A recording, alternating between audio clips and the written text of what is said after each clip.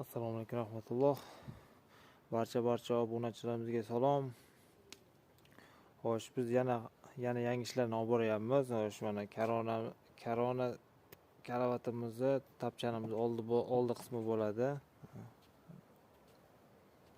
Gul tushirilmagan holatda. Sizlar uchun yangi ishlarni olib boryapmiz. Like bosib, qo'llab-quvvatlab, obuna bo'lishni esdan chiqmang. Ko'pchilik obuna bo'lmasdan kuzatyapti. Obuna bo'lsani, bundan ham yangi ishlarimiz boradi. Ko'rib borasizlar. Sizlarga yangi ishlarimiz borib turadi. Obuna bo'lsani, qo'ng'iroqchani bosib qo'yinglar.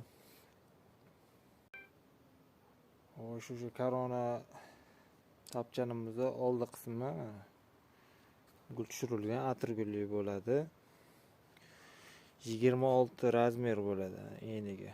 26 santimetr. Qarshim ham yetmayapti. Shuni hisobini olib qo'yasizlar. Zakaz bersani xudo xohlasa qo'ldan kelgancha chiroyli qilib yetkazib beramiz.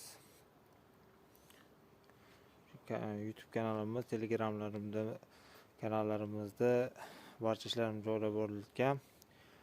Xudo xohlasa O'zbekiston bo'ylab dastlabki xizmatlarimiz bor. Aloqaga chiqaverasizlar. Xudo xohlasa oldi qismi 1-noyabr 9dan 3 minut o'tganda videoni yuklayamiz YouTube kanaliga. Xudo xohlasa ertadan tepa qismlarni gullarni chizishni boshlaymiz. Shunda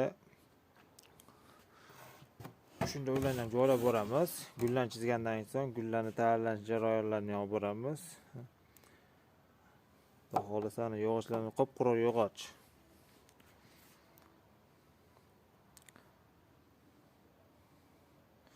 Yog'ochlarimiz ulangan, baribir sipirlashma yog'ochdan qilmaymiz. Videoda bilinib turishi mumkin. Skameykalarimiz bor. Zakazga tayyorlaymiz. Shu YouTube kanalimizda qanaqa tapchan, so'ri, skameyka, xon taxtalar bo'lsa, shuni hammasidan gullarni chiqazib, xohlasani yangitdan gul chizib tayyorlab qilib berishimiz mumkin. Gullarni zakazga alohida qilib turib, bir dona hisobida ham tayyorlab beramiz. Gullarni boshqa hech kimga chiqazib hisobida ham.